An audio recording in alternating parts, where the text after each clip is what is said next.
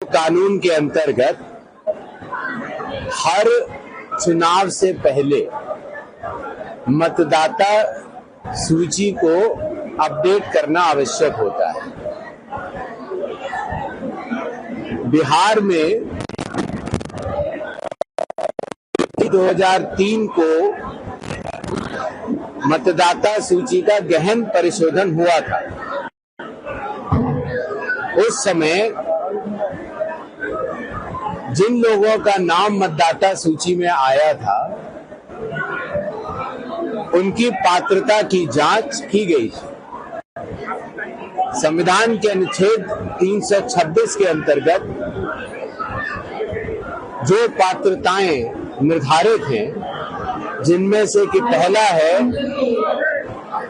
कि आप भारत के नागरिक होने चाहिए, दूसरी पात्रता है कि आप 18 वर्ष की आयु पूर्ण कर चुके हों, और तीसरी पात्रता है कि जिस पोलिंग स्टेशन के आसपास आप रहते हो, वहां के सामान्य निवासी हो, वहां पर आपका वोट बन सकता है। इस तरह का गहन परीक्षण बिहार में 1 जनवरी 2003 के बाद नहीं हुआ। सामान्य परीक्षण होते रहे। चूंकि पिछले कुछ चुनावों के बाद चुनाव आयोग ने निर्णय किया था कि वो राजनीतिक दलों से लगातार समन्वय स्थापित करेगा।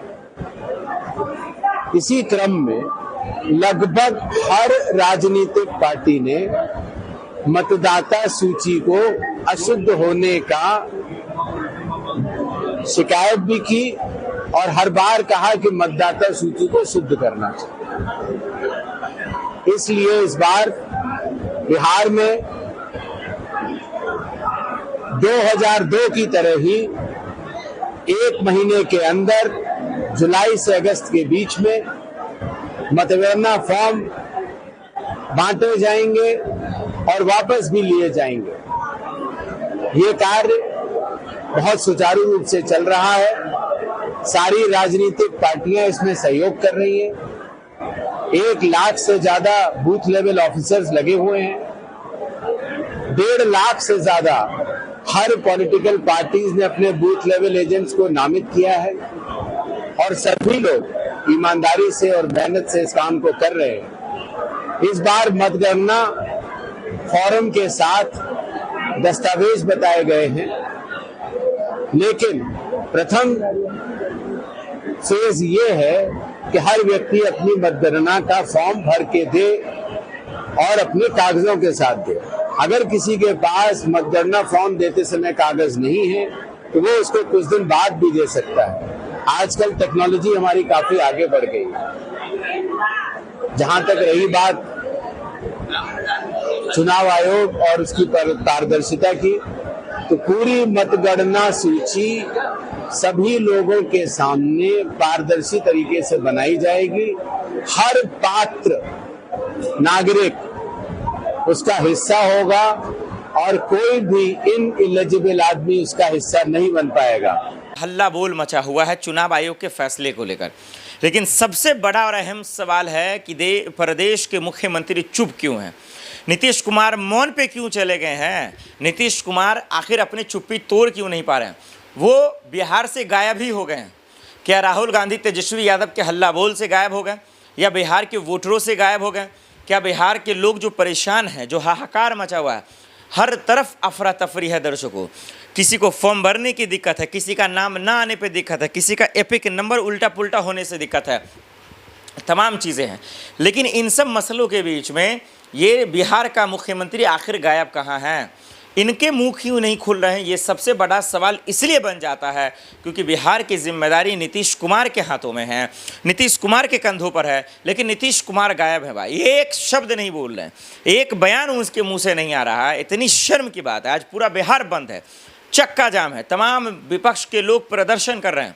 बीजेपी के कई नेताओं ने खुद कहा है कि बिहार की जनता के साथ दिक्कत हो रहा है, हम भी हो सकता है तो इलेक्शन कमीशन जाएंगे, खास करके विपक्षी पार्टियों के साथ मिलकर। लेकिन नीतीश कुमार देखिए आखिर आज कहाँ गायब हो चुके हैं।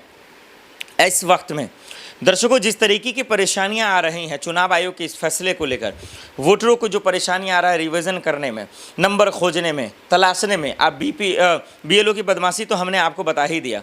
इससे साफ जाहिर हो रहा है कि कहीं ना कहीं चुनाव आयोग और सरकार की मंशा गलत है।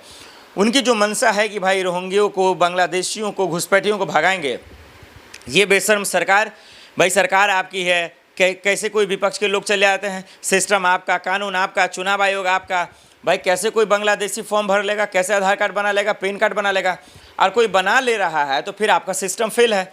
तो अपनी नाकामी इनको दिख नहीं रहा, अपनी बेवकूफ़ी नहीं दिख रहा, अपनी तमाशा नहीं दिख रहा, बस हर चीज़ में विपक्ष को घुसेरना है कि विपक्ष को फर्जी वोट डलवाता है, विपक्ष को इससे फ़ायदा होता है।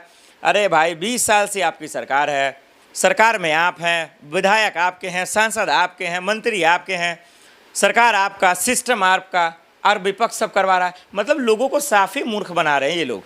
पता नहीं दिमाग कब इन लोगों का काम करेगा। भाई सब कुछ आपके पास है, कोई बांग्लादेशी कैसे चलाएगा। और पता है दर्शकों, इसमें सबसे ज़्यादा अगर कोई परेशान हो रहा है चुनाव आयोग के इस फैसले से और सरकार की चुप्पी से, वो है आम गरीब लोग, गरीब तबके के लोग, जिनको फॉर्म भरना नहीं आता, जिनको पता नहीं होता है एपिक नंबर क्या है। और ये जो चुनाव के अधिकारियों को वो डोर टू डोर कैंपेन के लिए भेजा जा रहा है, उनको तो पता नहीं कैसे कैसे मूर्ख को खड़ा कर दिया। आ रहे हैं, फॉर्म दे रहे, भाग जा रहे हैं, कह रहे अपना भर के जमा कर देना। उसके बाप का लोग नौकर समझ रखा है। भाई यहाँ गरीब के लोग हैं, कहाँ पे अधिकारी के घर हैं, किसी को कुछ पता ही नहीं है, लेकिन चले आ रहे। तो इस तरीके की खबरें मेरे पास खुद आ रहा है दर्शकों, लोग परेशानियाँ लेकर आ रहे हैं, किसी को पता ही नहीं क्या कागजात देना है, बस सोशल मीडिया पे वो भौकाल मचा दिया, मीडिया वालों में थोड़ा सा एक दो खबरें दिखा दिया कि बस सब कुछ शांतिपूर्वक हो रहा है। लेकिन जो मूल परेशानियां हैं, जो जेन्युइन दिक्कत है, वो वहाँ तक लोग नहीं पहुँच पा रहे हैं, वहाँ तक मीडिया वाले भी नहीं जा रहे हैं, उनकी मदद करने वाले भी नहीं हैं। ये सबसे बड़ा सवाल है। नीतीश कुमार गायब कहाँ है। एक तरफ पूरा विपक्ष जो है वो प्रदर्शन कर रहा है, इस मुहिम के खिलाफ आवाज़ उठा रहा है, देश के लोगों के बीच में पूरी तरीके से जो है एक गफलतबाजी है, एक परेशानी है और एक बेबसी सी दिखती नज़र आ रही है कि हम इस देश के नागरिक हैं, इसके बावजूद हमारा अधिकार छीना जा रहा है। इसका जवाबदेही कौन है। अब चुनाव आयोग खैर क्या करता है, अब तो ज़्यादा दिन बचा भी नहीं है, लेकिन मेरा सवाल सिर्फ बिहार के मुख्यमंत्री से है, नीतीश कुमार जी आप मौन क्यों हैं, नीतीश कुमार जी आप चुप क्यों हैं, और कब अपना आप चुप्पी तोड़ेंगे, कब आप बोलेंगे। ये सवाल बहुत बड़ा है जो आपको देना पड़ेगा, और अब नहीं देंगे तो कब देंगे, ये सवाल है। क्योंकि या तो इलेक्शन कमीशन पे बोले, बिहार चुनाव पे बोले, या बताएं कि जिनका अधिकार छीना जाएगा या नहीं छीना जाएगा। कभी इलेक्शन कमीशन बताता है ये अफवाह है, कभी दस्तावेज नहीं दे रहे, फिर कहते हैं कि गलत खबरें हैं। तो ये जो तमाशा चल रहा है, इस पर नीतीश कुमार गायब कहाँ है, ये पूछता है बिहार के लोग, और पूछता रहेगा कि आखिर आप चुप कब तक रहेंगे।